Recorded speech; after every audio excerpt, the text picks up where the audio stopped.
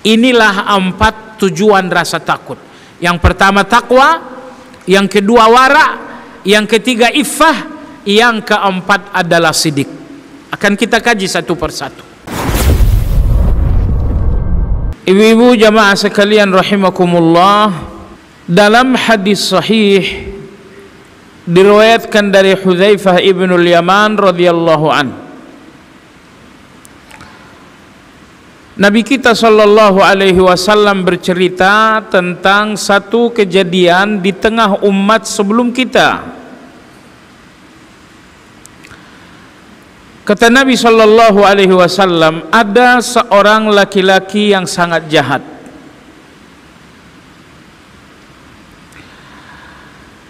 Ketika akan wafat, laki-laki itu mengumpulkan seluruh anak-anaknya.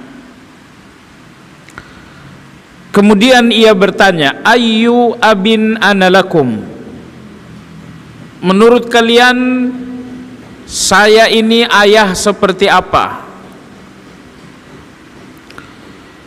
Semua anak-anak sepakat mengatakan khairu abin, engkau adalah ayah terbaik dalam pandangan kami.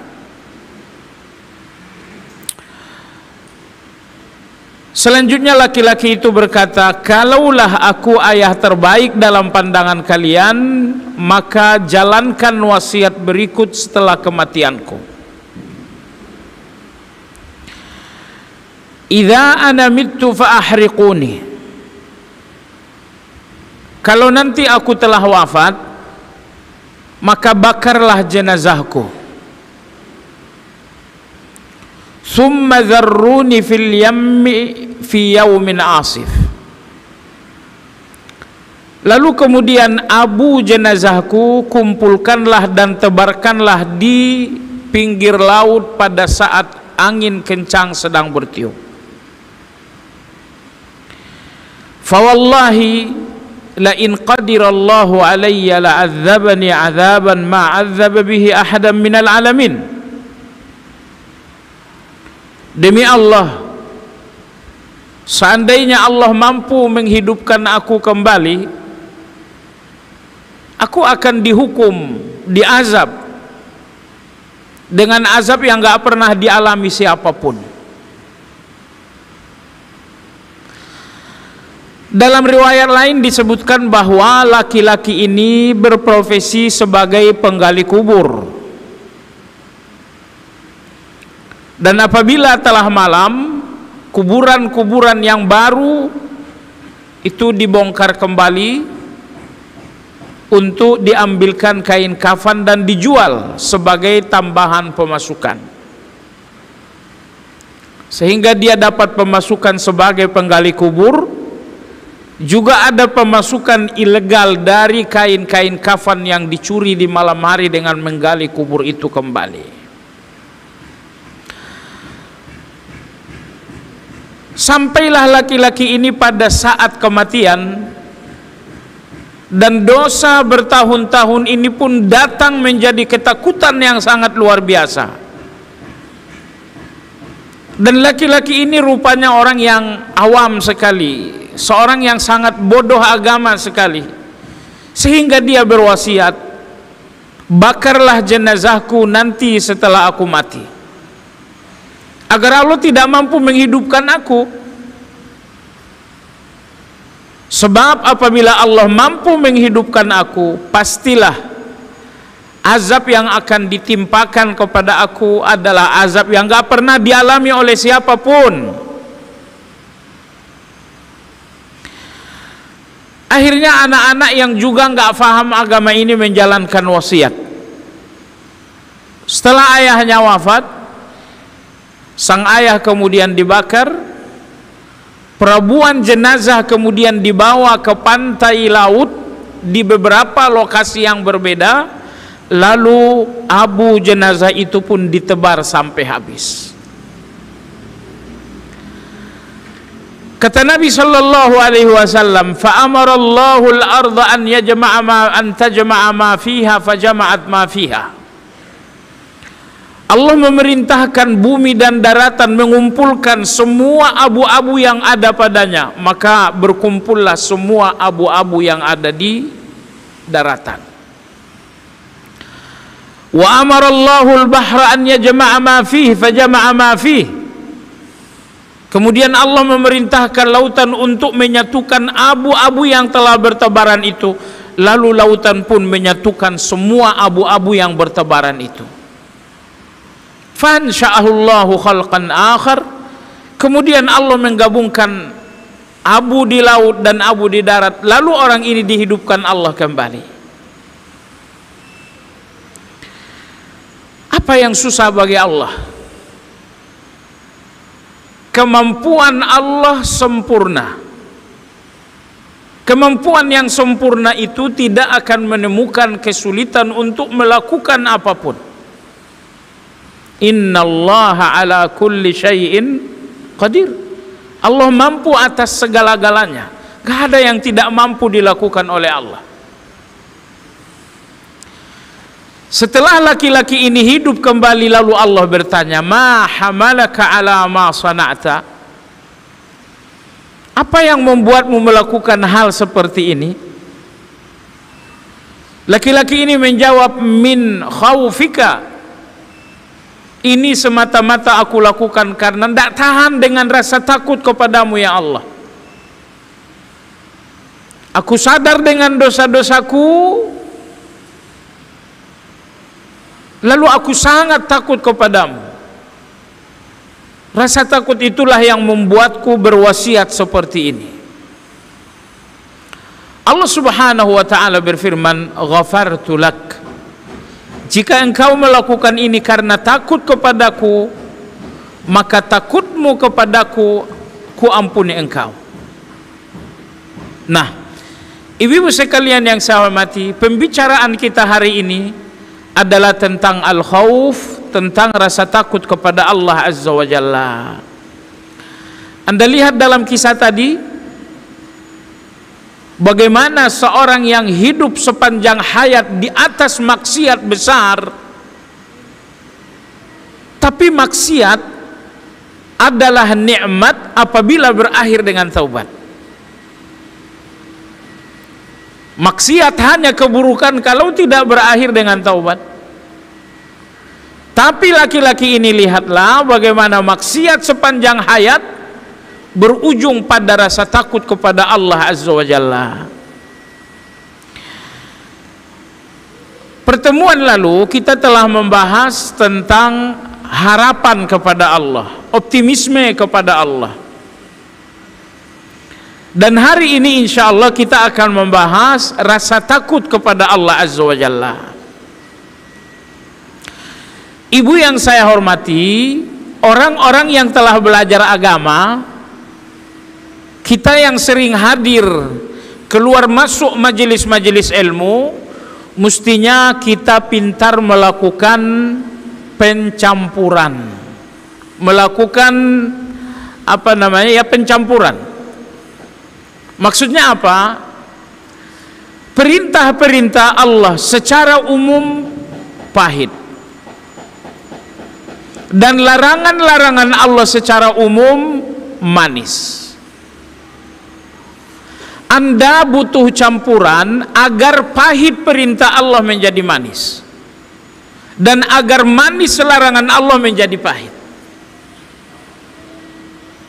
Baik, semua perintah Allah yang pada dasarnya pahit, apabila Anda campurkan dengan janji-janji Allah, kamu kalau salat akan dibuka pintu rezeki. Kalau kamu salat dijauhkan dari zina. Kalau kamu salat, pintu surgamu nanti pintu khusus namanya pintu salat, dan selanjutnya. Semakin banyak Anda temukan janji-janji Allah atas salat, niscaya pahit salat itu akan manis dengan janji-janji Allah itu. Maka percayalah ibu-ibu sekalian, semua perintah-perintah Allah yang masih terasa pahit karena Anda belum mencampurkannya dengan janji-janji Allah. Allah tidak pernah perintahkan apapun kecuali dengan janji. Allah perintahkan salat, lalu Allah berikan janji. Allah perintahkan puasa, lalu Allah berikan janji. Allah perintahkan zakat, sedekah, zikir, tilawah, lalu Allah berikan janji. Allah perintahkan Anda memaafkan orang lain, lalu Allah berikan janji. Lalu kemudian Allah berfirman, ya ayuhan nas, inna wa'adallahi haqq, fala taghurrannakumul hayatud dunya, wala yaghurrannakum billahil gharur. Wahai kalian semua manusia, semua yang aku janjikan itu adalah kebenaran. Maka jangan sampai kalian tertipu sehingga tidak mau dengan janji-janjiku. Jangan sampai kalian tertipu oleh dunia, dan jangan sampai kalian tertipu oleh syaitan. Jadi ibu yang saya hormati, semua perintah Allah pada dasarnya pahit. Namun pahit perintah ini ketika dicampurkan dengan janji-janji Allah yang sangat manis, maka pahit perintah menjadi manis dengan janji-janji Allah.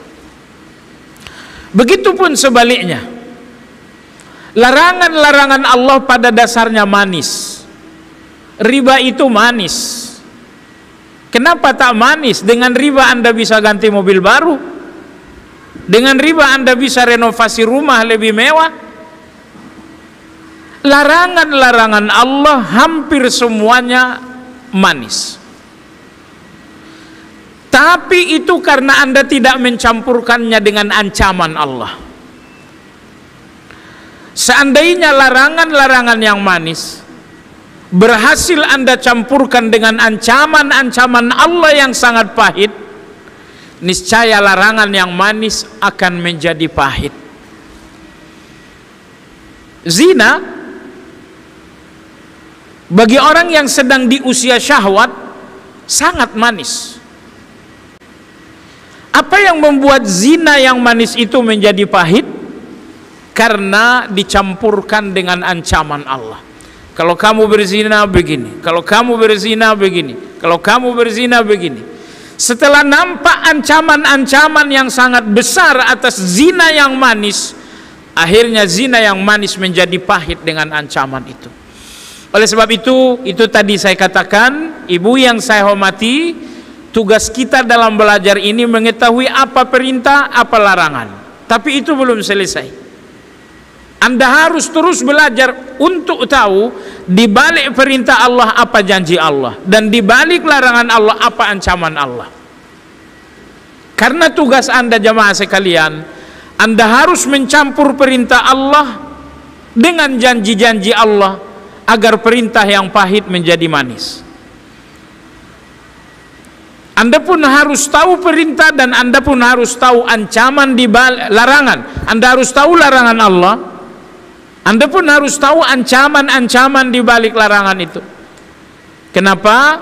Karena Anda harus mencampur larangan yang manis dengan ancaman yang pahit agar larangan yang manis menjadi pahit. Jadi inilah dua level ilmu. Level yang pertama, belajarlah untuk mengetahui perintah dan larangan. Sekedar tahu perintah dan larangan mungkin Anda tidak menjadi baik. Mungkin Anda tidak tertarik dengan perintah itu. Anda pun mungkin tidak akan takut dengan larangan itu. Maka Anda butuh belajar pada level yang kedua. Apa janji-janji Allah di balik setiap perintah? Dan apa ancaman-ancaman Allah di balik setiap larangan? Nah, kalau Anda telah menyelesaikan dua jenjang ini, Anda telah paham perintah dan larangan, lalu Anda pun paham janji-janji Allah di balik perintah dan ancaman-ancaman Allah di balik larangan. Kalau proses belajar telah berhasil menempuh dua jenjang ini, Anda telah sempurna belajar. Anda telah sempurna belajar. Pembicaraan hari ini adalah tentang al-khawfu minallah, rasa takut kepada Allah Azza wa Jalla. Kenapa perlu belajar rasa takut kepada Allah? Yang pertama, karena rasa takut kepada Allah inilah yang menjadi empedu agar larangan-larangan Allah itu menjadi pahit. Zina yang manis, riba yang manis, gibah yang manis, Anda butuh empedu agar semua yang manis ini menjadi pahit. Dan empedu yang membuat pahit segala larangan yang manis ini adalah rasa takut kepada Allah Azza wa Jalla. Imam Sahal bin Abdullah rahimahullahu ta'ala, beliau seorang tabi'in, beliau mengatakan, al-khawfu minallah aslu kulli khair. Rasa takut kepada Allah adalah induk segala kebaikan. Jadi segala kebaikan ada induknya, dan induknya adalah rasa takut kepada Allah. Kenapa kamu salat? Saya takut nanti hidup ini penuh dengan malapetaka. Kenapa kamu berzakat? Saya takut nanti kekayaan saya dihancurkan oleh Allah. Kenapa kamu tidak berani memukul orang yang bersalah kepada kamu? Saya khawatir nanti Allah akan menghukum saya karenanya. Jadi semua kebaikan, baik kebaikan menjalankan perintah atau kebaikan menjauhi larangan, semua kebaikan itu kembali kepada satu titik, yaitu takut kepada Allah Azza wa Jalla. Karena semua kebaikan kembali kepada rasa takut kepada Allah, maka kadar kebaikan seseorang sesuai dengan kadar takutnya kepada Allah. Semakin rasa takut kepada Allah sempurna, semakin sempurnalah seseorang menjadi orang baik. Tetapi semakin minimal rasa takut kepada Allah, semakin minimal pula seseorang dalam kebaikan. Baiklah jemaah sekalian yang saya hormati, apa definisi al-khawf? Rasa takut kepada Allah Azza wa Jalla. Imam Ghazali rahimahullahu ta'ala berkata, definisi khauf, rasa takut kepada Allah Azza wa Jalla, ta'allumul qalbi wahtiraquhu bisababi tawaqqu'i makruhin fil mustaqbal.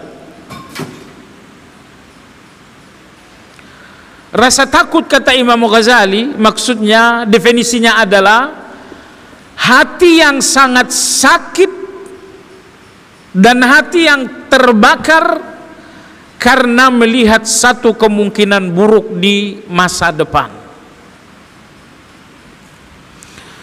Jadi Anda melihat di masa depan Anda ada satu keburukan, dan keburukan itu satu kemungkinan besar. Nah, ketika hati Anda benar-benar sakit sekali, hati Anda benar-benar terluka, hati Anda benar-benar terbakar karena melihat satu kemungkinan besar dari keburukan, itu yang dinamakan dengan rasa takut. Hati yang tersiksa, rasa takut itu menyiksa. Rasa takut itu menyiksa. Rasa takut itu menyiksa, melukai, menyayat-nyayat, sehingga orang-orang yang hatinya takut kepada Allah selalu meneteskan air mata. Tapi ibu yang saya hormati, kalaulah rasa takut kepada Allah memeras air mata Anda, selamat, Anda akan selamat. Nabi sallallahu alaihi wasallam bersabda dalam hadis sahih, kata Nabi sallallahu alaihi wasallam, lan yalijan nara rajulun baka min khasyatillah hatta ya'udal labanu ila dhar. Tidaklah mungkin seseorang masuk neraka, kata Nabi, tidak mungkin. Kapan? Sepanjang ia menangis karena takut kepada Allah Azza wa Jalla. Jadi orang yang masih memiliki air mata karena takut kepada Allah, orang seperti ini tidak mungkin masuk neraka sampai tetesan air susu wanita bisa memasuki putingnya kembali. Mungkinkah air susu yang telah dihisap seorang bayi masuk kembali ke dalam puting susu ibunya? Nggak mungkin. Kata Nabi Shallallahu Alaihi Wasallam, sedemikian tidak mungkin pula seseorang yang menangis karena takut kepada Allah kemudian masuk neraka. Baik jamaah sekalian yang saya hormati, jadi rasa takut kepada Allah ta'allum, menyayat. Rasa takut kepada Allah itu sakit. Apa yang membuat hati ini tersayat, terluka dan sakit karena rasa takut? Jawabannya tawakku'i makruhin fil mustaqbal. Karena melihat satu kemungkinan besar dalam satu keburukan. Melihat keburukan dalam satu kemungkinan besar. Masa depan Anda, ada nggak bayangan-bayangan keburukan di masa depan Anda? Kata Imam Ghazali rahimahullah, rasa takut itu adalah hati yang terluka dan tersiksa karena melihat bayangan-bayangan keburukan di masa yang akan datang. Nah, ibu yang saya hormati, orang yang buta nggak melihat bayangan keburukan, sehingga mereka pun tidak ada rasa takut sama sekali. Tapi orang yang hatinya memiliki cahaya, melihat masa depan dan melihat bayangan-bayangan keburukan. Bayangan keburukan yang pertama, jangan-jangan nanti saya wafat dalam su'ul khatimah. Ibu yang saya hormati, iman yang ibu miliki, milik ibu atau pemberian Allah? Saya kira nggak satu pun di antara kita akan berkata, iman ini milik saya. Semua kita sepakat bahwa iman ini Allah pinjamkan, Allah berikan.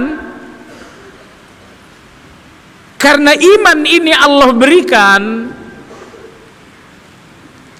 boleh jadi Allah mengambil. Ingat, Anda bukan pemilik, Anda hanya diberikan oleh Allah Azza wa Jalla. Karena Anda bukan pemilik, boleh jadi Allah akan mengambil. Dan siapa yang bisa menghalangi Allah kalau Allah mau mengambil? Siapa yang bisa menghalangi? Inilah bayangan keburukan yang pertama. Anda bayangkan keburukan besar ketika berada di gerbang sakaratul maut. Inilah gerbang pertemuan dengan Allah Azza wa Jalla. Tiba-tiba terjadilah su'ul khatimah. Ini bayangan keburukan yang pertama. Su'ul khatimah itu ada dua tingkatan. Su'ul khatimah tingkatan yang paling buruk, bahwa seseorang wafat dengan keraguan yang dahsyat tentang Allah Azza wa Jalla. Sepanjang hayat dia yakin dengan Allah. 60 tahun hidup, 60 tahun dia yakin dengan Allah Azza wa Jalla. Tapi begitu ada di gerbang kematian, saat iman sangat dibutuhkan, justru iman itu hilang. Di gerbang kematian itu justru dia ragu tentang Allah. Allah itu ada nggak sih? Surga itu ada nggak sih? Neraka itu ada nggak sih? Ya salam. Usia 70 tahun selama ini tidak pernah dia ragu dengan semua keyakinan itu. Tapi begitu telah sampai di ambang kematian, semua keyakinan itu menjadi keraguan. Ini su'ul khatimah yang paling buruk.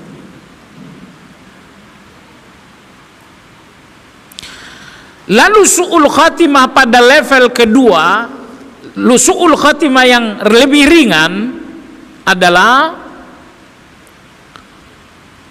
seseorang yang begitu sampai di gerbang kematian, ternyata muncul rasa sedih yang luar biasa berpisah dengan dunia. bertahun-tahun mencintai dunia, memiliki mobil lalu cinta mobil, punya rumah lalu cinta rumah, punya harta lalu cinta harta. Karena bertahun-tahun harta ini tidak sekedar dimiliki tapi dicintai. Apa jadinya? Datanglah kematian untuk berpisah dengan yang dicinta. Maka datanglah situasi sakaratul maut dengan hati yang penuh gelisah dengan perpisahan dengan dunia. Ibu yang saya hormati, miliki dunia tapi tak usah mencintainya. Ibu boleh punya rumah baru, rumah bagus, mobil bagus, harta banyak boleh. Silakan memiliki tapi jangan mencintai. Maka orang yang sudah terlanjur bertahun-tahun cinta dunia, saatnya gerbang ajal dibuka oleh malaikat, disinilah saat perpisahan yang sangat berat, kesedihan yang sangat luar biasa. Dan ini adalah su'ul khatimah pada level yang kedua. Gelisah berpisah dengan anak, gelisah berpisah dengan semuanya, kegelisahan yang sangat berlebihan. Baik jamaah sekalian yang saya hormati, ini bayangan keburukan yang pertama. Terbayanglah keburukan kalau nanti wafat dalam su'ul khatimah. Apalagi keburukan di depan mata, keburukan di masa yang akan datang, bisa jadi ketika dikubur, nanti berada dalam azab. Boleh jadi ketika sampai dalam persidangan akhirat, ternyata keputusan Allah kita akan ke neraka, terpisah dengan suami, terpisah dengan anak, terpisah dengan orang tua. Maka khauf alias rasa takut adalah hati yang tersiksa karena bayangan-bayangan keburukan yang akan terjadi. Memang keburukan itu bukan satu kepastian, tapi juga bukan sesuatu yang mustahil. Ibu yang saya hormati, su'ul khatimah pastikah? Memang tidak pasti, tapi tidak mustahil. Artinya su'ul khatimah Anda, saya dan kita semua, tidak pasti juga tidak mustahil, berarti dia adalah satu kemungkinan. Inilah yang menjadi ta'allumul qalb. Inilah yang membuat hati tersiksa dan terluka karena melihat bayangan-bayangan keburukan itu. Sampai di depan Allah, Allah gelarlah pengadilan terhadap manusia, terhadap perjalanan hidup sepanjang usia. Berapa usia? 70 tahun, 80 tahun. Perjalanan 70 tahun, 80 tahun akan disidang, dihitung oleh Allah Azza wa Jalla. Entah apa yang menjadi keputusan Allah jamaah sekalian. Maka Imam Ghazali rahimahullahu ta'ala mengatakan, khauf alias rasa takut kepada Allah Azza wa Jal adalah tersiksanya hati, terlukanya hati, terbakarnya hati karena melihat bayangan-bayangan yang sangat menakutkan di masa yang akan datang. Maka saya katakan sekali lagi, kalau Anda punya mata yang terbuka, Anda akan melihat bayangan keburukan ini dan Anda pasti akan takut. Tapi kalau mata Anda adalah mata yang buta, Anda tidak akan melihat bayangan-bayangan keburukan ini sehingga Anda pun tidak akan takut. Jemaah sekalian, rasa takut itu yang membuat orang-orang saleh tidak bisa tidur berlama-lama. Mereka bangun di sepertiga terakhir malam untuk menyampaikan rasa takut ini kepada Allah Azza wa Jalla.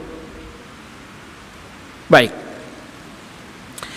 Imam Al-Harawi rahimahullahu ta'ala dalam mendefinisikan rasa takut kepada Allah, beliau berkata, huwa al-khawfu min tuma'ninatil aman bimutala'atil khabar. Rasa takut kepada Allah berarti melepaskan hati dari ketenangan karena melihat kemungkinan buruk di depan mata. Jadi ada kemungkinan buruk di depan mata, ada bayangan-bayangan seram di depan mata, sehingga hati ini lepas dari rasa tenang. Itulah khauf. Jadi kalau Anda melihat bayang-bayangan menyeramkan, bayangan-bayangan yang sangat menakutkan, tapi bayangan menakutkan itu tidak melepaskan hati dari rasa aman, itu nggak mungkin. Maka saya katakan tadi hanya ada dua kemungkinan. Anda melihat bayangan keburukan itu, maka hati akan lepas dari rasa tenang. Atau Anda buta dan tidak melihat bayangan keburukan di depan mata, sehingga hati ini akan berada dalam ketenangan. Jemaah sekalian yang saya hormati, ada dua rasa takut yang sering dibicarakan Al-Quran. Sebenarnya ada beberapa, tapi yang lebih populer ada dua. Yang pertama adalah khauf, yang kedua adalah khasyah. Kedua-duanya berarti takut kepada Allah. Khauf artinya takut kepada Allah, khasyah artinya takut kepada Allah Azza wa Jalla. Apa bedanya takut khauf dengan takut khasyah?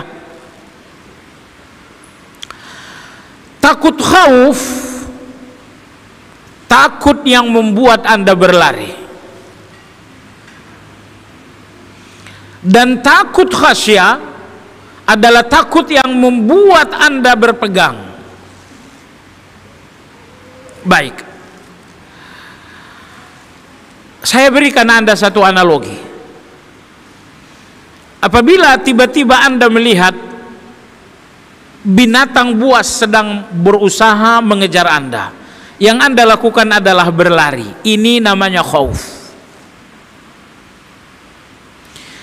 Tapi kemudian Anda temukan satu tempat yang aman, Anda masuk ke tempat aman, lalu Anda kunci. Memang ketakutan Anda tidak hilang, tapi Anda telah berada di dalam tempat yang aman. Ini namanya khasyah.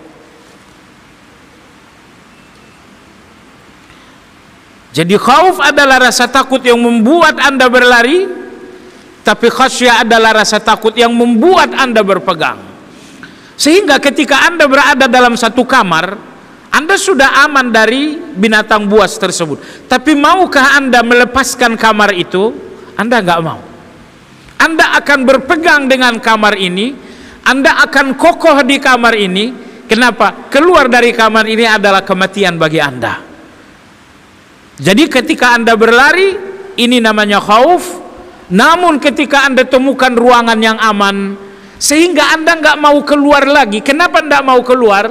Karena Anda telah berada di tempat yang aman. Nah, ini dinamakan dengan khasyah. Dan orang-orang yang beriman, jamaah sekalian, mereka berlari dari Allah menuju Allah. Berlari dari Allah menuju Allah. Kalau ada binatang buas, Anda berlari dari binatang buas menjauhi binatang buas. Tapi rasa takut kepada Allah tidak seperti itu. Rasa takut kepada Allah artinya Anda berlari dari Allah, tetapi untuk menuju dan mendekati Allah. Maksudnya apa? Apa yang Anda takutkan? Husnul khatimah. Ini yang Anda takutkan.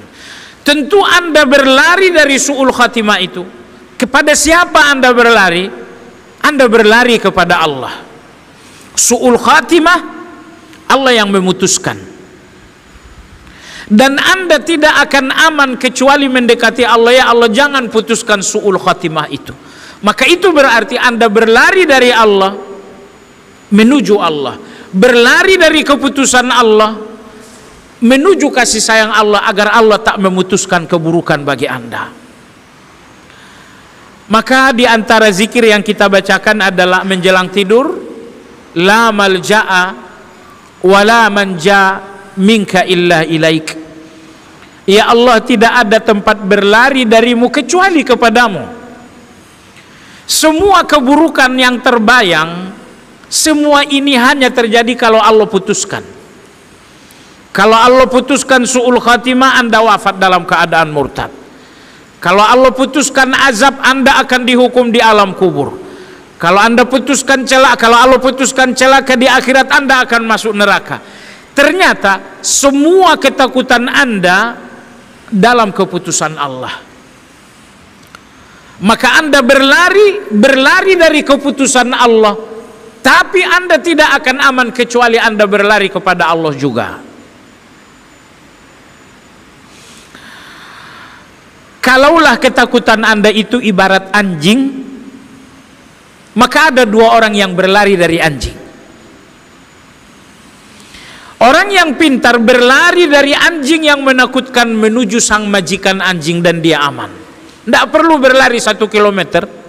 Ini anjing mengejar, oh ternyata majikannya ada di sana. Anda hanya perlu 3 langkah menuju majikan dan Anda aman. Tapi kalau Anda tipe orang yang kurang pintar, ada anjing menggonggong, Anda akan berlari sejauh-jauhnya dan Anda belum tentu aman. Oleh sebab itu, Anda tidak akan aman berlari dari ketakutan sebelum Anda berlari kepada Allah Subhanahu wa Ta'ala. Ketakutan yang membuat Anda berlari, tapi tidak kemudian Anda berlari kepada Allah, ketakutan seperti ini akan menjadi keputusasaan. Anda akan berlari sampai Anda letih dan Anda akan menemukan rasa aman. Jadi oleh sebab itu jemaah sekalian, kita takut dan kita berlari dari ketakutan itu, tapi berlari kemana? Jawabannya, kita berlari dari Allah menuju Allah. Ketakutan kita adalah keputusan Allah, berlari dari Allah menuju Allah, artinya menuju kasih sayang Allah Subhanahu wa Ta'ala.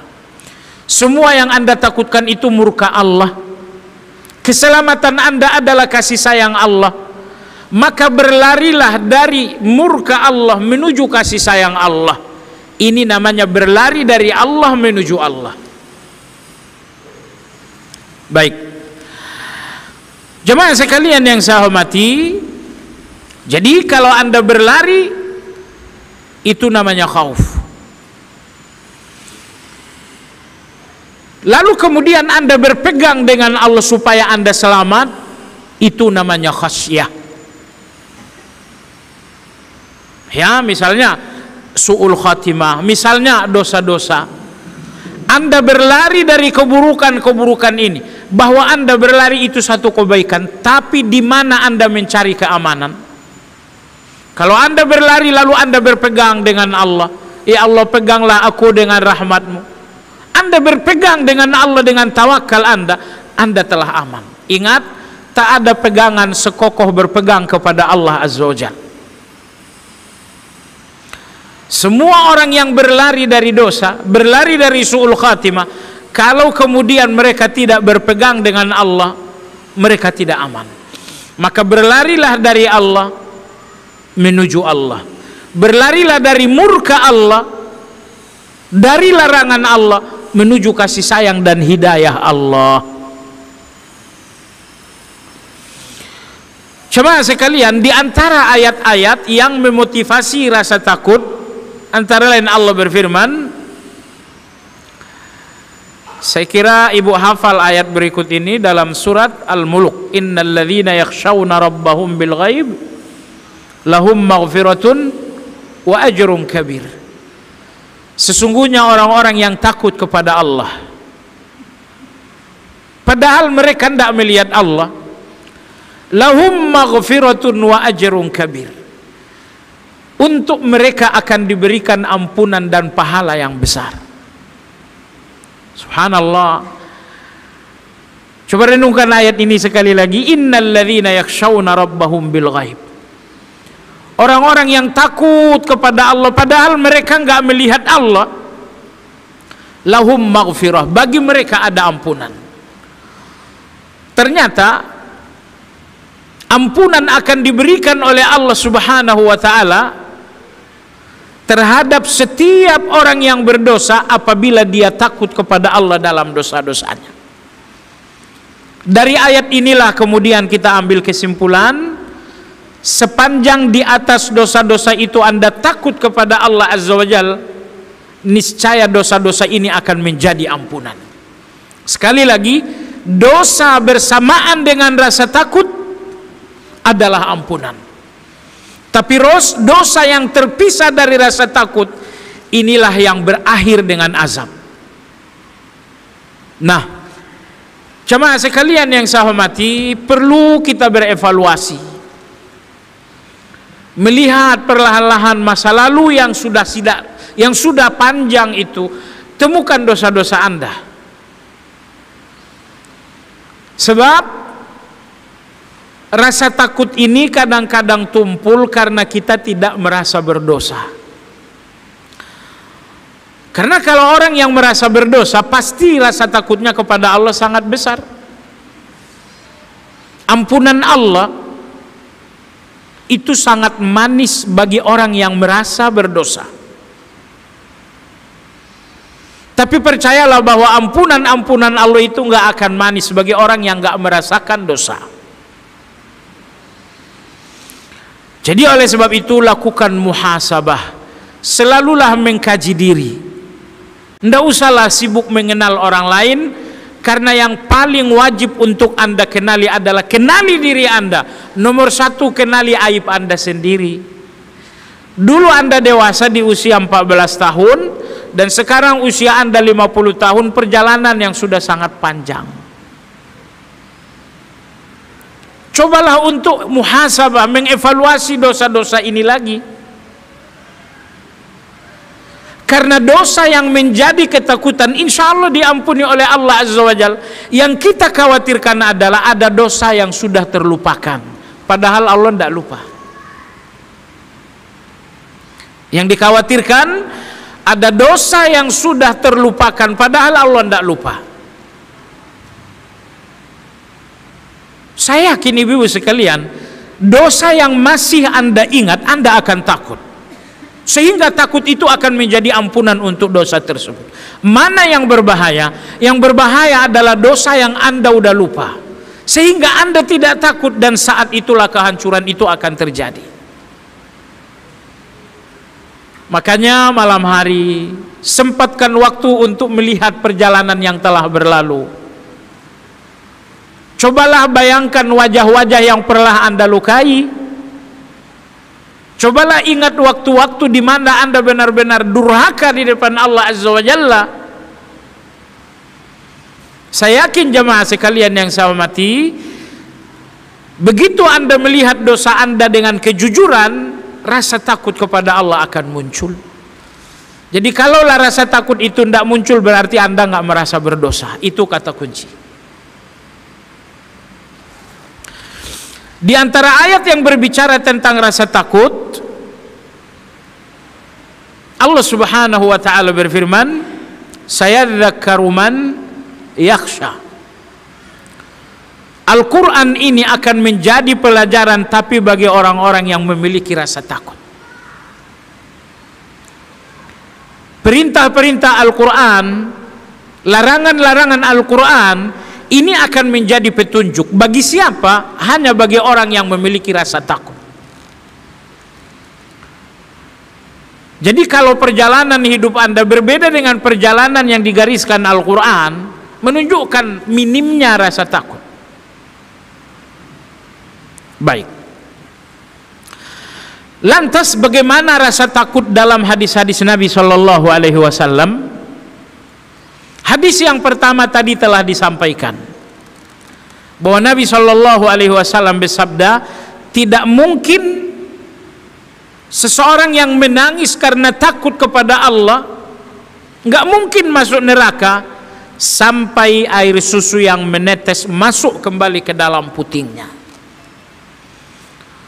Oleh sebab itu ibu sekalian, air mata takut kepada Allah ini ternyata benteng. Air mata khauf ini ternyata keselamatan.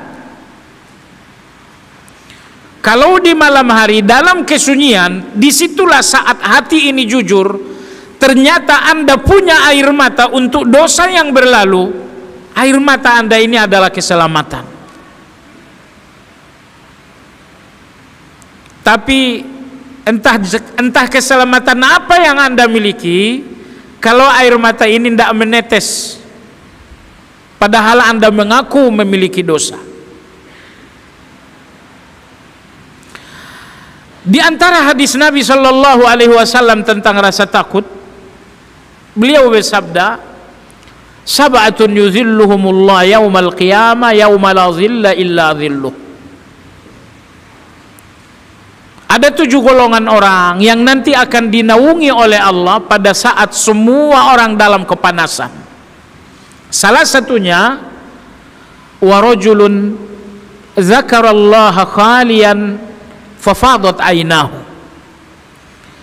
Seseorang yang dalam kesendirian, dia mengingat Allah, dia mengingat hubungannya dengan Allah Subhanahu wa ta'ala dalam kesendirian, sehingga fadat ainahu, air matanya pun menetes.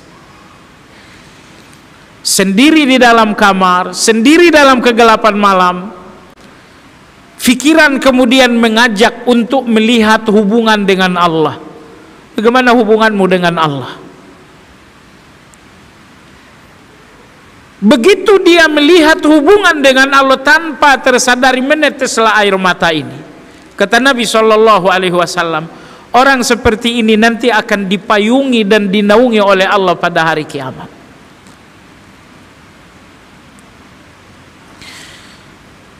Jemaah sekalian yang saya hormati, di antara hadis yang disampaikan Nabi kita tentang rasa takut adalah hadis qudsi. Allah Subhanahu wa ta'ala bersumpah. Di dalam sumpahnya Allah berfirman, wa izzati wa jalali, demi keagunganku dan demi kebesaranku, la ajma'u fi qalbi abdin amanaini wa makhafataini. Aku tidak pernah memberikan seorang hamba 2 takut dan 2 rasa aman. Siapa yang takut kepada aku di dunia, maka akhirat akan menjadi keamanan baginya. Tapi siapa yang memilih dunia untuk rasa aman, maka akhirat akan menjadi ketakutan baginya. Tapi tidak ada orang yang takut 2 kali. Takut dunia, takut akhirat itu enggak ada. Semua orang yang memilih dunia untuk takut, maka akhirat akan menjadi ketenangan. Tapi setiap orang yang memilih dunia untuk ketenangan, maka akhirat akan menjadi ketakutan. Begitulah kata Allah Subhanahu wa ta'ala. Jadi berevaluasilah jamaah sekalian, apakah dunia yang sekarang sedang kita jalani menjadi ketakutan atau menjadi ketenangan? Kalaulah dunia yang saat ini sedang kita jalani kita pilih untuk menjadi ketenangan, maka hidup setelah kehidupan yang sekarang akan menjadi ketakutan. Kubur akan ketakutan, akhirat akan menjadi ketakutan. Kenapa? Karena Anda memilih ketenangan di tempat yang sekarang ini. Maka Allah Subhanahu wa ta'ala berfirman dalam Al-Quran, فَأَمَّا مَنْ خَافَ مَقَامَ رَبِّهِ وَنَهَى النَّفْسَ عَنِ الْهَوَى فَإِنَّ الْجَنَّةَ هِيَ الْمَأْوَى. Siapapun yang takut dengan kedudukan Allah di dunia, karena takut kepada Allah sehingga dia pun mengendalikan hawa nafsu, fa innal jannata hiyal ma'wa, niscaya surgalah yang akan menjadi tempat kembali. Jadi orang-orang yang takut, mereka akan kembali ke surga. Ya, kenapa? Karena tidak ada 2 ketakutan. Kalau Anda telah takut sekarang, maka surga akan menjadi ketenangan bagi Anda pada kehidupan berikutnya. Baiklah jemaah sekalian yang saya hormati, pertanyaannya adalah, apakah rasa takut itu tujuan atau sebagai media? Takut kepada Allah, apakah itu tujuan ataukah itu sarana? Jawabannya jemaah sekalian, rasa takut kepada Allah bukan tujuan, tetapi alat atau sarana. Sarana, iya, sarana untuk seseorang semakin jauh dari dosa. Sarana untuk 4 hal. Jadi ada 4 hal, insya Allah nanti akan kita jelaskan. Anda tidak akan memiliki 4 hal ini kalau tidak ada rasa takut. Maka rasa takut itu hanyalah jalan Anda untuk sampai kepada 4 hal ini. Jadi kesimpulan, rasa takut bukanlah tujuan, tetapi jalan menuju 4 hal ini. Berbeda dengan cinta kepada Allah. Cinta kepada Allah adalah tujuan, adapun takut kepada Allah bukan tujuan tetapi jalan. Jalan menuju 4 hal. Oleh sebab itu jamaah sekalian, sesampainya di surga, rasa takut lepas dari hati orang-orang yang beriman, dan yang tersisa hanyalah cinta kepada Allah Azza wa Jalla.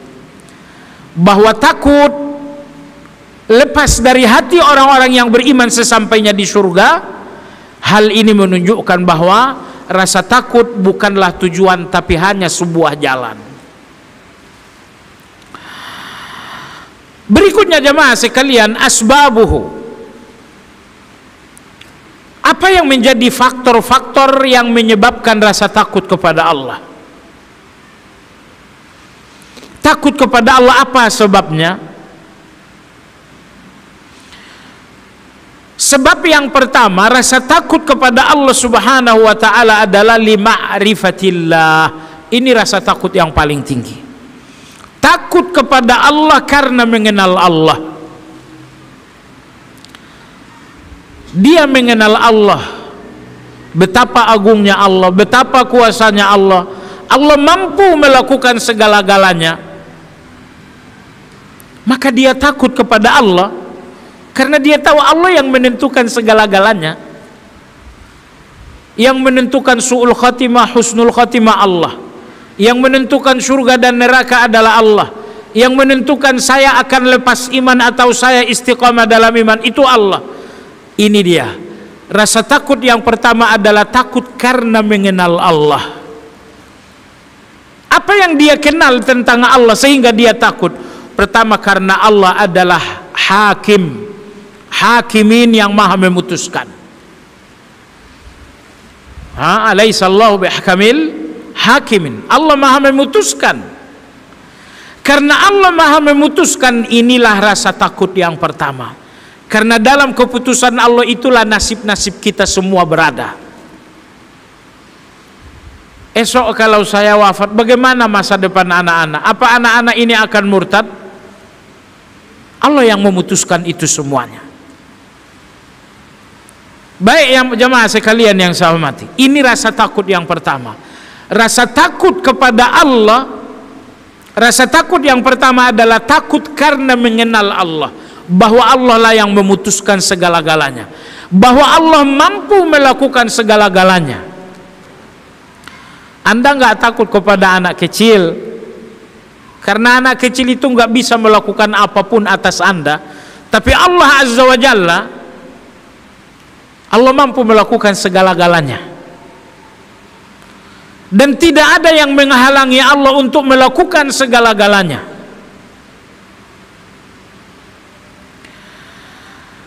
Jemaah sekalian yang saya hormati, ini penyebab takut yang pertama. Takut yang pertama disebabkan karena mengenal Allah. Dia mengenal Allah, akhirnya dia takut. Lalu takut yang kedua jemaah sekalian, al-khawfu minal jinayah. Rasa takut disebabkan karena kesadaran. Kesadaran tentang dosa-dosa. Ini yang nomor 2. Takut karena pengakuan dan kesadaran atas dosa-dosa. Sadar bahwa dia pernah dosa A, dia pernah dosa B, pernah dosa C. Kesadaran terhadap dosa-dosa ini adalah takut yang kedua. Lalu kemudian takut yang ketiga adalah takut terhadap azab Allah Subhanahu wa ta'ala. Jadi takut terhadap azab, karena azab, yang kedua takut karena dosa, dan takut karena Allah. Dari tiga takut ini jamaah sekalian, takut yang paling rendah adalah takut dengan hukuman Allah. Itu adalah takut yang paling rendah. Kenapa? Karena semua orang, mukmin munafik, muslim kafir, semua orang takut kepada Allah tetapi terhadap azabnya. Maka kalau takut Anda kepada Allah adalah takut terhadap azab, ini adalah rasa takut yang paling murah. Ini adalah rasa takut yang umum. Di atas itu, rasa takut nomor dua adalah rasa takut terhadap sebab azab, yaitu takut terhadap dosa. Saya takut neraka, itu takut terhadap azab. Ini takut yang pertama. Di atas itu adalah takut terhadap sebab azab. Saya takut dosanya, karena tidak ada azab tanpa dosa. Nah, kadang-kadang ibu-ibu sekalian, kita takut malapetaka dan kita nggak takut dengan sebab malapetaka itu. Kita takut dengan azab, tapi kita nggak takut dengan sebab azab itu. Nah, maka oleh sebab itu, kalau Anda takut terhadap azab, ini takut yang paling rendah. Di atas itu adalah Anda takut terhadap sebab dari azab itu. Maka ketika Anda berhadapan dengan riba, yang Anda lihat adalah azab. Ketika Anda ada kesempatan untuk ghibah, yang Anda lihat adalah azab. Baik, ini rasa takut yang kedua. Rasa takut tidak sekedar terhadap azabnya, tapi terhadap sebab azab itu sendiri. Lalu rasa takut yang paling tinggi tadi adalah rasa takut kepada Allah. Kalau yang pertama takut kepada azab, yang kedua kepada sebab azab, dan yang ketiga adalah takut kepada Allah yang menentukan segala-galanya. Menentukan saya jatuh berdosa atau tidak adalah Allah Azza wa Jalla. Maka di antara doa kita diajarkan sendiri oleh Allah Subhanahu wa taala, Rabbana la tuzigh qulubana. Ya Allah, janganlah gelincirkan hati kami. Karena kalau Allah tidak menggenggam hati kita dalam hidayah, hati ini gampang tergelincir. Kalau hati tergelincir, semua kejahatan bisa terjadi. Oleh sebab itu, meski Anda takut terhadap dosa, tapi lebih takutlah kalau ketergelinciran itu terjadi sehingga jatuh kepada dosa. Dan ketergelinciran itu terjadi saat Allah tidak memegang Anda dengan hidayah. Dan dalam hadis qudsi, Allah Subhanahu wa taala berfirman, kata Allah Azza wa Jalla, wa ma taqarraba ilayya abdi ahabba ilayya mimma aftaradtu. Jalan yang paling aku cintai ditempuh hambaku untuk mendekati aku adalah jalan kewajiban. Kita berjuang untuk dekat dengan Allah. Jalan apa yang paling dicintai Allah untuk Anda tempuh mendekati Allah? Allah mengatakan, jalan yang paling kucintai ditempuh hambaku untuk mendekati aku adalah kewajiban. Salat adalah kewajiban, zakat adalah kewajiban. Kewajiban yang paling berat ada dua. Yang pertama adalah kewajiban hati. Anda harus memaafkan, Anda harus ikhlas, Anda harus tawakal. Lalu kewajiban terberat kedua adalah kewajiban terhadap hak-hak manusia. Baik, ini nomor satu, bahwa jalan yang paling dicintai Allah ditempuh seorang hamba untuk mendekati Allah adalah kewajiban. Wala yazalu abdi yataqarrabu ilayya bin nawafil hatta uhibbah. Dan apabila hambaku terus mendekati aku melalui jalan-jalan yang sunnah, maka aku mencintainya. Yang ingin kita garis bawahi berikutnya, apabila aku telah mencintai hambaku, maka aku akan menjadi pandangan untuk ia melihat, aku akan menjadi pendengaran untuk ia mendengar, aku akan menjadi tangan untuk ia memegang, aku akan menjadi kaki untuk ia berjalan. Subhanallah, coba renungkan, Allah menjadi mata Anda saat Anda melihat, Allah menjadi telinga Anda saat Anda mendengar, Allah menjadi tangan Anda saat Anda memegang, Allah menjadi kaki Anda saat Anda berjalan. Maksudnya apa? Maksudnya seluruh anggota tubuh Anda dijaga oleh Allah sehingga tak satu pun debu maksiat terjadi. Mata Anda nggak akan kotor dengan dosa, mulut, telinga, dan seluruh anggota tubuh Anda nggak akan kotor dengan dosa. Seluruh anggota tubuh Anda dikuasai oleh Allah sehingga tidak ada maksiat. Kapan itu? Kata Allah Azza wa Jalla, ketika kalian mendekati aku dengan kewajiban, lalu kalian pun terus mendekati aku dengan yang sunnah, maka aku mencintai kalian. Dan kalau aku mencintai kalian, seluruh anggota tubuh kalian aku kuasai dengan hidayah, sehingga anggota tubuh kalian gak akan kotor dengan dosa. Jadi maksud saya jemaah sekalian adalah bahwa tidaklah seseorang jatuh kepada dosa kecuali karena Allah melepaskannya. Kalau Allah melepaskan Anda, jadilah dosa tersebut. Wali-wali Allah, mereka adalah manusia. Tentu ada dalam pikiran mereka untuk berdosa, tapi karena mereka dekat dengan Allah, bahkan tidak ada jarak dengan Allah Azza wa Jalla, sehingga betapapun dosa itu sangat sempurna untuk terjadi, Allah akan merangkul mereka agar tidak terjadi. Contoh, Nabi Yusuf alaihi salam sewaktu digoda oleh istri pembesar Mesir, situasi zina sangat sempurna saat itu,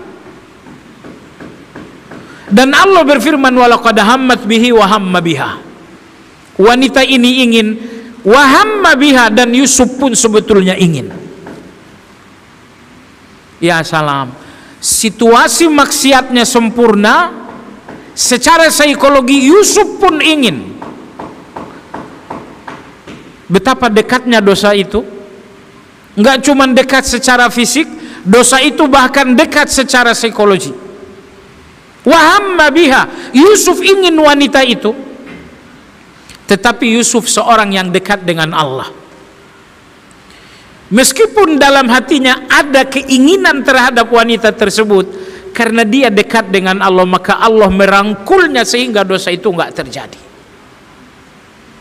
Sebab itu ibu ingin saya katakan, fakta yang paling nyata bahwa Allah mencintai ibu,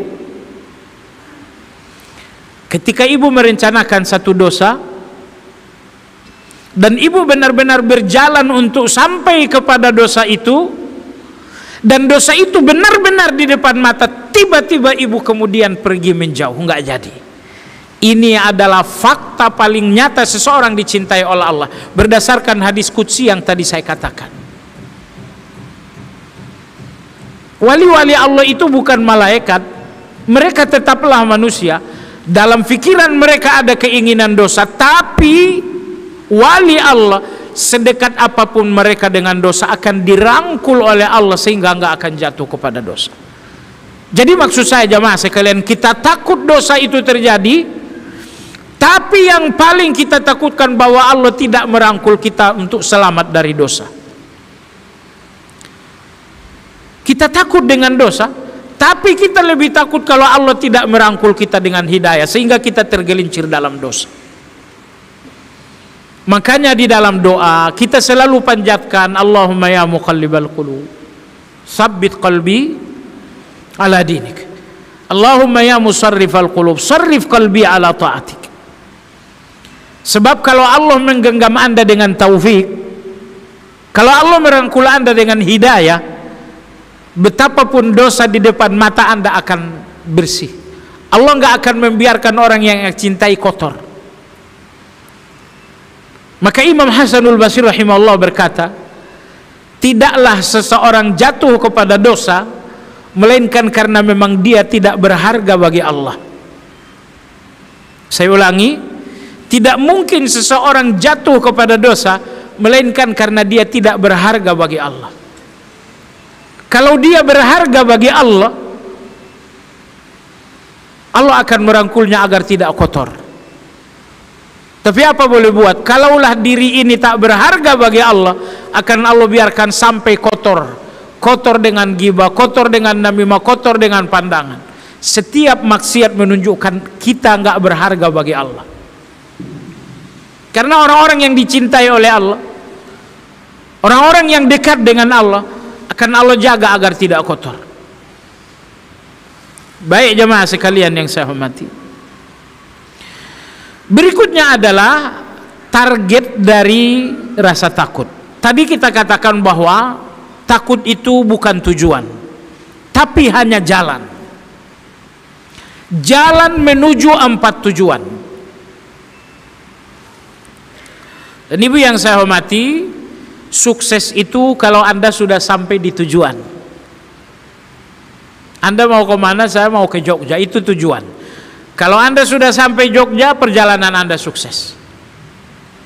Nah, oleh sebab itu, rasa takut hanyalah jalan untuk 4 tujuan. Kalau Anda telah sampai pada 4 tujuan, takut Anda kepada Allah telah sukses.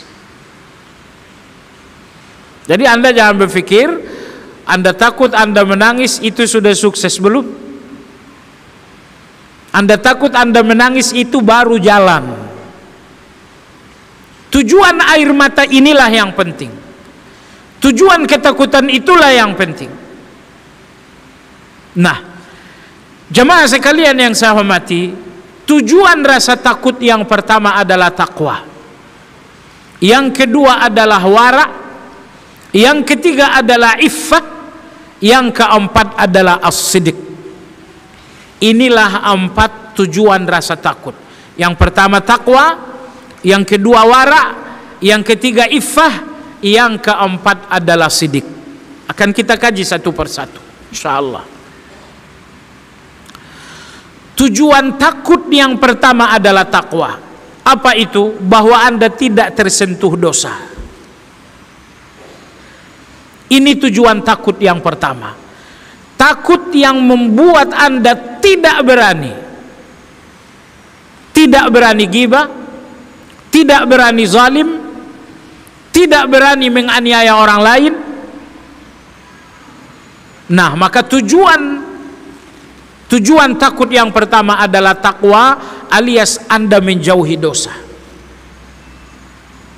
Jadi sebab itu, mungkinkah seseorang dinamakan takut kepada Allah sementara ia makan riba? Mungkinkah dinamakan seseorang takut kepada Allah sementara ia berzina? Mungkinkah seseorang dinamakan takut kepada Allah sementara ia zalim dengan hak orang lain? Tidak mungkin. Takut kepada Allah dengan maksiat tidak mungkin bersatu. Kalau Anda takut berarti tidak maksiat. Kalau Anda masih maksiat berarti takut Anda sangat lemah. Maka tujuan takut menghentikan maksiat, ini nomor 1. Takut menghentikan maksiat ini yang dinamakan dengan takwa. Jadi kalau Anda ingin tahu takut Anda, kadar takut Anda, kualitas takut Anda, lihatlah dosa-dosa Anda. Dan ibu yang saya hormati, saya sangat yakin kalau dosa antara ibu dengan Allah mungkin relatif sedikit. Dosa terbanyak kita jemaah sekalian adalah dosa antara Anda dengan orang lain. Dosa antara suami istri, dosa antara abang dan adik, dosa dengan tetangga, dosa dengan kawan-kawan.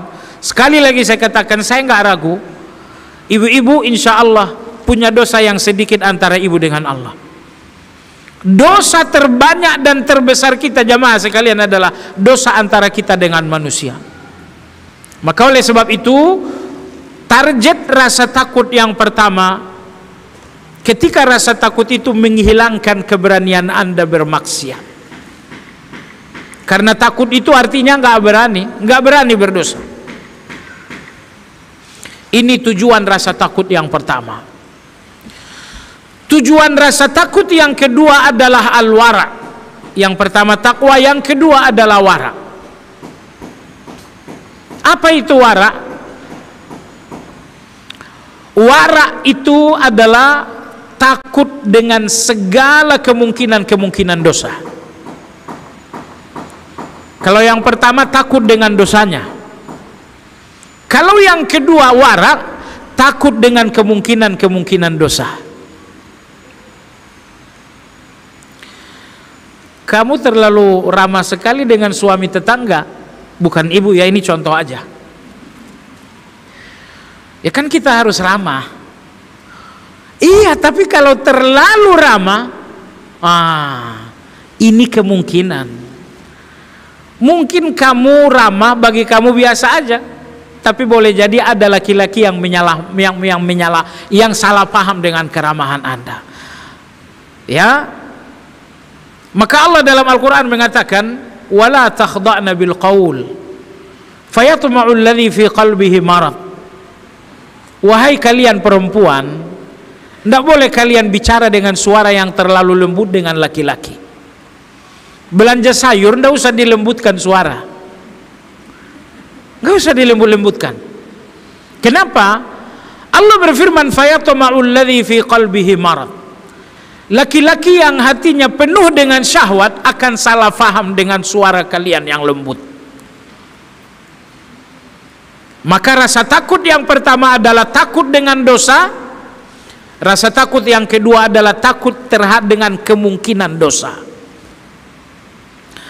Cuma sekalian, jadi begini, misalnya ini dosa, antara Anda dengan dosa itu tentu ada jarak, ada batas. Kalau Anda hanya takut dengan dosanya dan tidak takut dengan batasnya, perlahan-lahan Anda akan jatuh kepada dosa. Ya, sekali lagi, ada dosa dan ada jarak. Kalau Anda takut dengan dosanya, itu dinamakan dengan takwa. Tapi kalau Anda takut dengan jarak dosa, itu dinamakan dengan wara. Kenapa pandangan kita harus ditundukkan terhadap lawan jenis? Karena pandangan ini adalah jarak. Begitu Anda menembus jarak ini, dosa akan terjadi. Oleh sebab itu, ada dosa, ada pintu dosa. Pintu dosa ini adalah kemungkinan.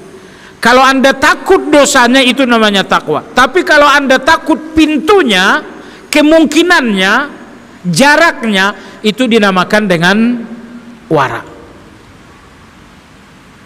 Dan ingat ibu sekalian yang saya hormati, Anda takut dosanya tapi tidak takut dengan pintunya, lama kelamaan Anda akan terseret.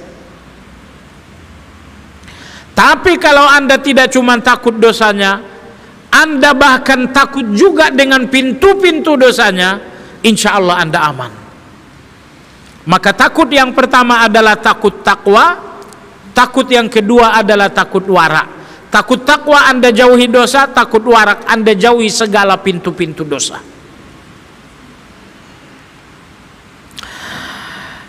Jemaah sekalian yang saya hormati, takut yang ketiga. Apa takut yang ketiga? Takut yang ketiga namanya iffah. Takut yang ketiga namanya iffah. Apa itu takut iffah? Takut terhadap apapun yang memancing Anda untuk sampai ke depan pintu. Takut terhadap apapun yang memancing Anda untuk sampai ke depan pintu. Tadi ada dosa, lalu ada pintu dosa, dan ada pancingan-pancingan mengarah ke pintu dosa. Kalau Anda takut terhadap pancingan-pancingan yang mengarah kepada dosa, ini bukan pintu dosa tapi pancingan. Ini yang dinamakan dengan iffah. Allah berfirman dalam surat An-Nur, "Wala tattabi'u khutuwatis syaitan." Jangan kalian ikuti langkah-langkah setan. Jadi setan, untuk Anda sampai kepada dosa ada langkah-langkah. Langkah 1, langkah 2, langkah 3, langkah 4. Kalau langkah-langkah ini telah terlewati, Anda sampai kepada pintu. Kalau Anda sampai kepada pintu, Anda akan melakukan dosa. Maka langkah-langkah menuju pintu ini menghindarinya dinamakan dengan iffah. Gibah itu dosa. Pintunya saat mulai bicara tentang orang lain. Gimana kabar kawan kita Pulan? Oh, kalau tadi pembicaraan soal bumbu sayur itu aman. Sekarang pembicaraan adalah gimana kabar Fulan? Ini pintu dosa. Jauhi ini. Kalau Anda sudah mulai di pintu dosa, gimana kabar saudara Fulan? Anda layani, itu nanti bakal melebar ke sana kemari. Terjadilah gibah.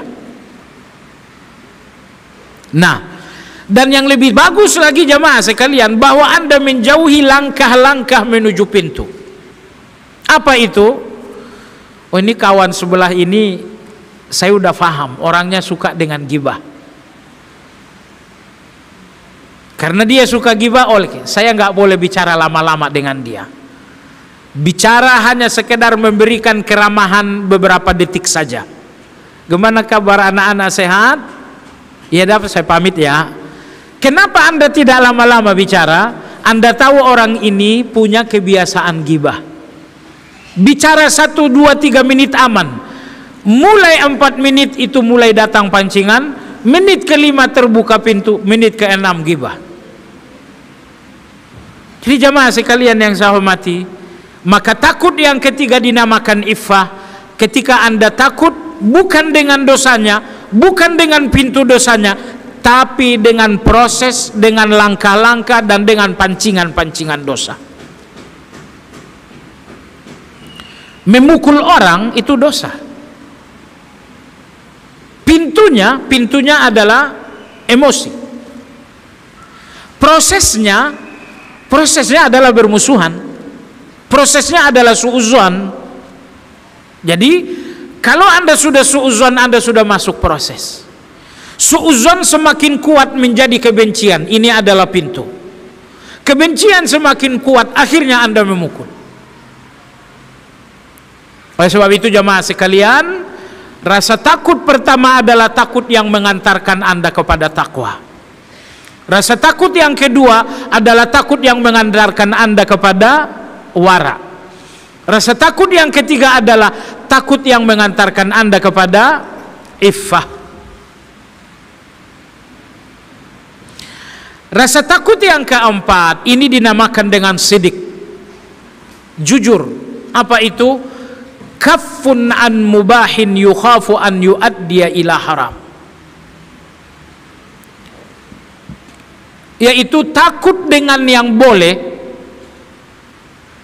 takut dengan yang boleh karena dikhawatirkan mengakibatkan yang tidak boleh. Tidur boleh tidak? Boleh dong tidur. Tapi sekarang jam 12, jam 12 kurang 10, azan berkumandang jam 12. Jam 12 kurang 10 Anda tidur. Tidur itu sendiri boleh. Tapi kalau Anda tidur 5 menit jelang azan, ini tidur yang boleh, tapi berkemungkinan nanti akan Anda jatuh kepada yang nggak boleh. Akhirnya bangun jam 2. Ada apa ini? Anda melakukan yang boleh, tapi kurang hati-hati. Akhirnya terjadi yang tidak boleh. Inilah takut yang keempat. Takut sidik. Takut yang membuat Anda meninggalkan yang boleh karena kemungkinan akan terjadi yang tidak boleh. Ya, baik jamaah sekalian, inilah 4 tingkatan rasa takut. Takut takwa, yang kedua adalah takut wara, dan yang ketiga adalah takut iffah, yang terakhir adalah takut, yaitu takut siddiq. Jemaah sekalian yang saya hormati, yang terakhir adalah hal. Apa hasil dari rasa takut itu? Definisi rasa takut sudah, penyebab rasa takut sudah, target rasa takut sudah. Yang terakhir, yang keempat adalah hasil dari rasa takut. Kalau seseorang memiliki rasa takut, apa hasilnya dalam dirinya? Hasil rasa takut yang pertama, ibu-ibu sekalian, adalah mujahadah. Apa itu mujahadah? Kesungguhan. Apa itu mujahadah? Tidak main-main. Sungguh-sungguh menjauhi yang haram, sungguh-sungguh melakukan yang wajib. Semakin sungguh-sungguh dalam segala hal, inilah hasil pertama dari rasa takut. Maka orang yang takut kepada Allah tidak mungkin sholatnya main-main. Sholat zuhur jam 2 itu kan sholat setengah hati. Sholat asar setengah 5 itu kan sholat sesempatnya. Begitu ketakwaan ini hanya sesempatnya bagi Anda, menunjukkan bahwa ketaatan ini bukan mujahadah. Karena apabila ketakwaan telah menjadi mujahadah, maka ketakwaan ini akan menjadi fokus. Anda akan korbankan segalanya untuk ketakwaan, dan Anda akan mengorbankan ketakwaan untuk segalanya. Jadi mujahadah ini, hasil takut kepada Allah nomor satu adalah mujahadah. Bahwa Anda serius dalam segala hal, bahwa Anda fokus dalam segala hal, bahwa Anda nggak pernah main-main dalam segala ketaatan. Baca Quran sedapatnya, itu bukan mujahadah itu. Zikir itu sesempatnya, itu bukan mujahadah itu. Mujahadah artinya sungguh-sungguh ketika ibadah-ibadah ini betul-betul nomor satu bagi Anda, fokus bagi Anda, mengalahkan segala-galanya. Rasa takut yang tidak menghasilkan mujahadah kemungkinan adalah rasa takut dusta. Kemudian hasil rasa takut yang kedua, jemaah sekalian, hasil rasa takut yang kedua adalah tukaddirul lazzat. Apabila Anda melihat maksiat itu dengan rasa benci, Anda melihat ghibah dengan rasa benci atau rasa suka? Anda melihat riba dengan rasa benci atau dengan rasa suka? Kalau dalam hati Anda ada rasa takut, maka Anda akan melihat semua dosa dengan pandangan benci. Anda akan melihat semua maksiat dengan pandangan musuh. Inilah hasil rasa takut yang kedua, bahwa Anda melihat setiap maksiat dengan pandangan benci, dengan pandangan musuh.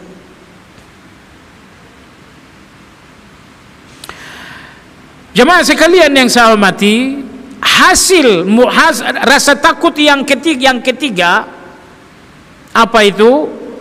Yang ketiga adalah muhasabah. Selalu berevaluasi diri. Coba lihat pedagang. Apa yang dilakukan pedagang yang takut rugi? Jawabannya selalu evaluasi. Jam 10 dihitung, jam 11 dihitung, selesai zuhur dihitung, sampai lembaran-lembaran uang bau tangannya. Kenapa dia menghitung? Dia takut rugi. Itulah orang yang takut rugi akan banyak berhitung. Maka hasil rasa takut berikutnya adalah muhasabah. Orang yang takut kepada Allah akan banyak menghitung. Bagaimana dengan salatku? Bagaimana dengan dosaku? Kalau Anda nggak banyak menghitung diri, nggak banyak bermuhasabah, menunjukkan bahwa rasa takut ini belum maksimal. Jemaah sekalian, hasil rasa takut yang terakhir adalah al-muraqabah. Apa itu muraqabah? Muraqabah itu mengawasi diri. Ketika berbicara mengawasi diri, ketika salat mengawasi diri dalam segala-galanya. Dia tidak lalai dengan dirinya. Kenapa jamaah sekalian? Semua kejahatan itu ada dalam diri kita. Tapi kejahatan itu tidak muncul keluar karena Anda mengawasi. Anda mengawasi lidah Anda sehingga tidak dusta. Anda mengawasi hati Anda sehingga tidak dendam. Maka orang yang betul-betul takut kepada Allah akan memiliki muraqabah, yaitu selalu mengawasi diri, mengawasi lidah, mengawasi hati, mengawasi mata dan selanjutnya. Kalau mata ini tak diawasi, maka mata ini akan jelalatan ke sana kemari. Baiklah jemaah sekalian yang saya hormati, sampai di sini pembicaraan kita tentang khauf kepada Allah Azza wa Jalla, pembicaraan kita tentang rasa takut. Mudah-mudahan pembicaraan ini bermanfaat sehingga pembahasan tentang khauf betul-betul membuahkan hasil di mana kita menjadi lebih maksimal di depan Allah Azza wa Jalla. Ustaz, iya. Mohon maaf, ini yang nomor 2 dari hasil daripada rasa takut. Yang pertama mujahadah, yang kedua apa Ustaz? Melihat maksiat dengan rasa benci. Iya. Kan yang saya kesimak adalah melihat kemaksiatan dengan rasa benci. Tapi ininya apa istilahnya Ustaz? Jadi kalau yang pertama hasil, Ya, hasil apa tadi nomor 1? hasil daripada rasa takut itu adalah mujahadah, ya, kesungguhan dan tidak main-main. Mujahadah. Nah, yang kedua. Lalu yang kedua, apa Ustaz?